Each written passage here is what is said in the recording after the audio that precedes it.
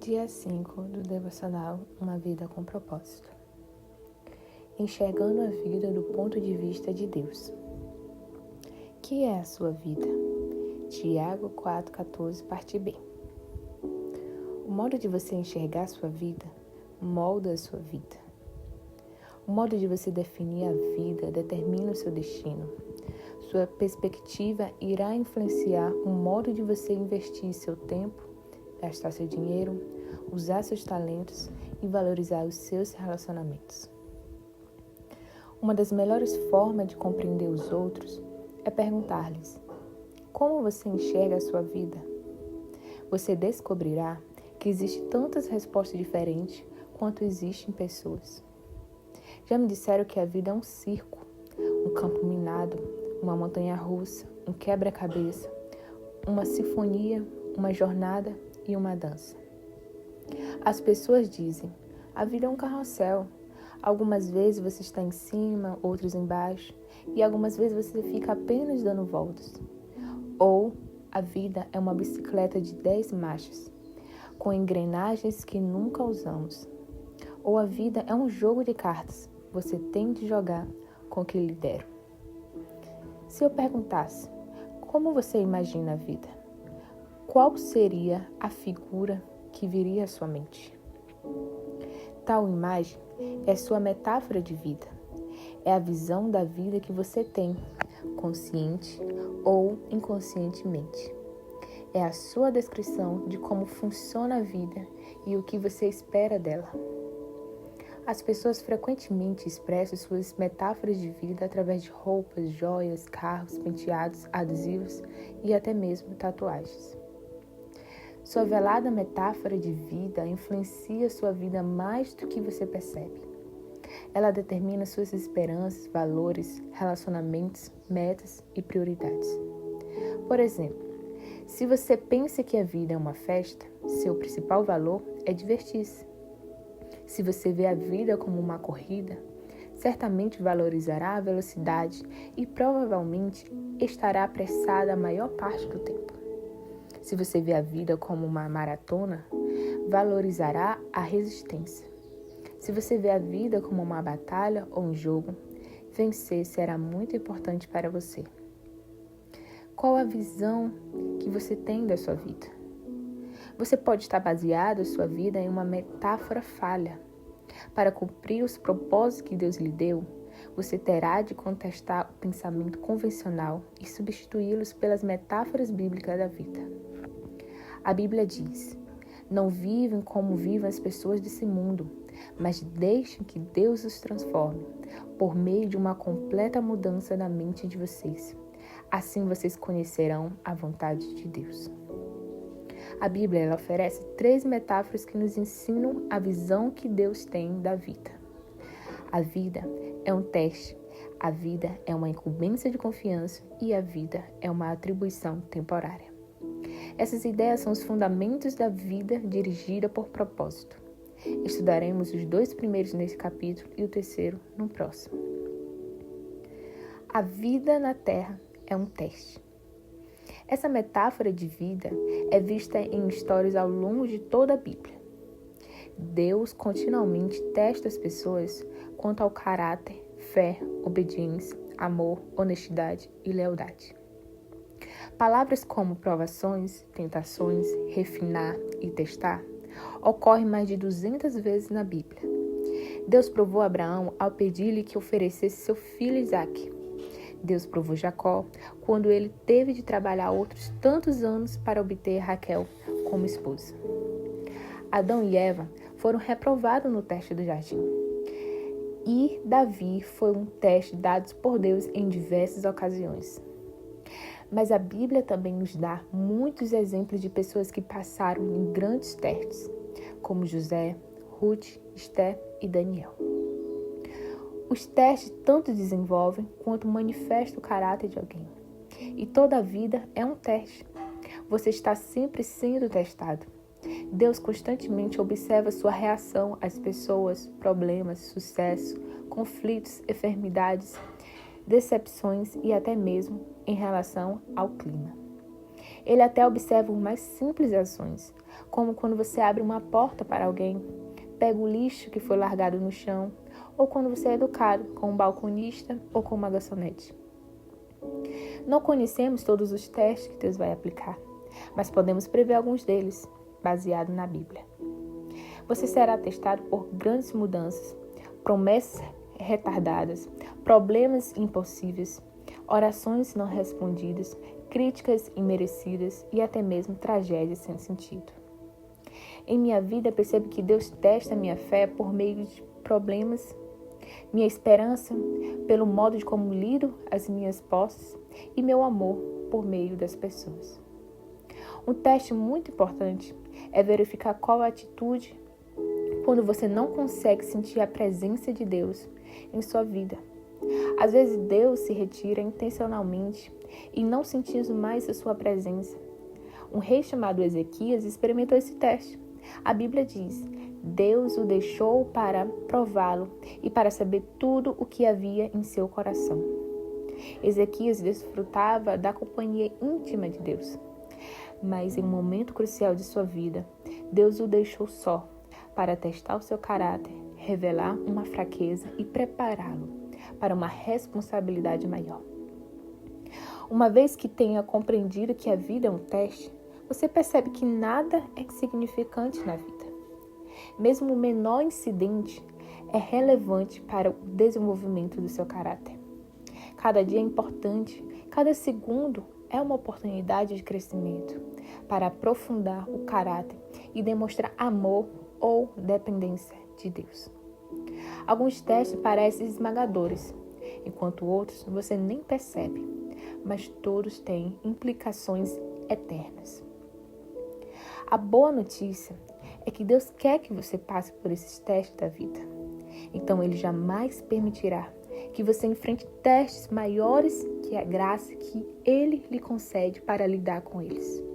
A Bíblia diz: mas Deus cumpre a sua promessa e não deixará que você sofra tentações que vocês não tenham força para suportar. Toda vez que você passa por um teste, Deus toma conhecimento e faz planos para recompensá-lo na eternidade. Tiago diz: felizes são aqueles que perseveram quando estão testados. Depois de serem aprovados, eles receberão a coroa da vida que Deus prometeu aos que amam. A vida na terra é uma incumbência de confiança. Essa é a segunda metáfora bíblica da vida. Nosso tempo sobre a terra, nossa energia, inteligência, oportunidade, relacionamentos e recursos são dádivas que Deus nos confiou para cuidarmos e administrarmos. Somos mordomos de tudo quanto Deus nos dá.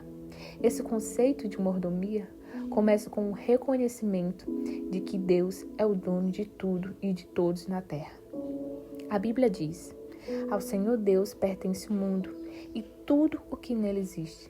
A terra e todos os seres vivos que nela vivem são dele. Nós nunca realmente possuímos qualquer coisa durante o nosso breve período na terra.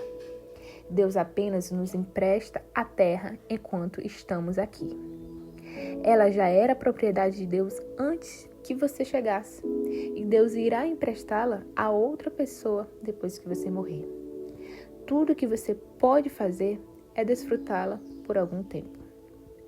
Quando Deus criou Adão e Eva, confiou a eles os cuidados de sua criação e nomeou administradores de sua propriedade.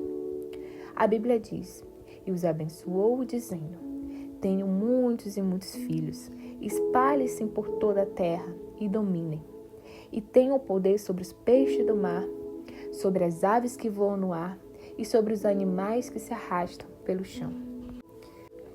O primeiro serviço que Deus deu aos homens foi administrar e cuidar das coisas dele sobre a terra. Dessa função, o homem jamais foi exonerado. E é a parte do nosso propósito atualmente. Tudo o que nós desfrutamos deve ser tratado com uma incumbência de confiança que Deus nos pôs nas mãos. A Bíblia diz: vocês têm alguma coisa que não tenha sido dada por Deus? E se tudo que vocês têm vem de Deus, por que vocês se vangloriam como se tivessem realizado alguma coisa para si próprios? Anos atrás, um casal deixou que eu e minha esposa, nas férias, usássemos sua bela casa de frente para a praia, no Havaí. Era uma experiência como a qual nunca poderíamos arcar. E aproveitamos muitíssimo. Foi-nos dito, usem como lhe pertencesse. Então foi isso que fizemos. Nós nadamos na piscina, comemos comida da geladeira, usamos as toalhas de banho e de prato e até nos divertimos pulando na cama. Mas sabíamos durante todo o tempo que a casa realmente não era nossa. Então, tomamos um cuidado especial com tudo.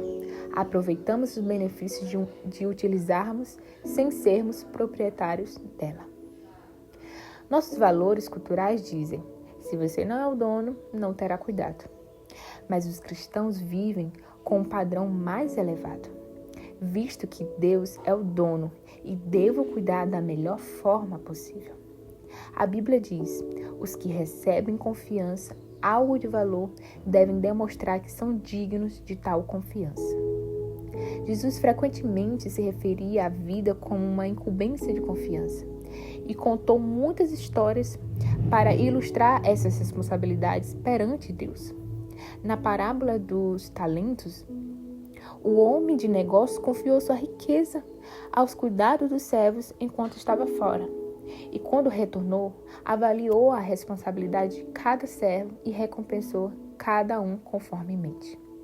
O dono diz, muito bem, servo bom e fiel. Você foi fiel no pouco e eu porei sobre o muito. Venha e participe da alegria do seu Senhor.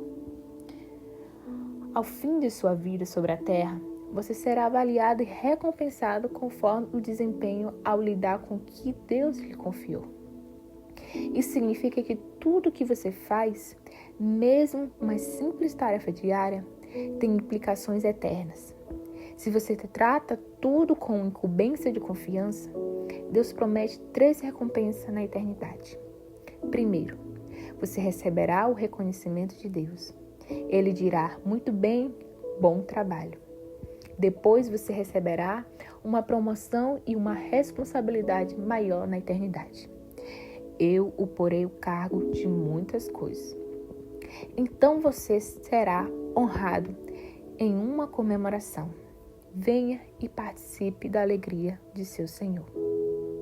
A maioria das pessoas não consegue perceber que o dinheiro é tanto um teste quanto uma incumbência de confiança dada por Deus. Deus usa a área financeira para nos ensinar a confiar nele. E para muitas pessoas, o dinheiro é a maior de todos os testes. Deus observa a forma em que usamos o dinheiro para testar quão confiáveis somos. A Bíblia diz, se vocês forem dignos de confiança em relação às riquezas desse mundo, quem lhe confiará as verdadeiras riquezas celestiais?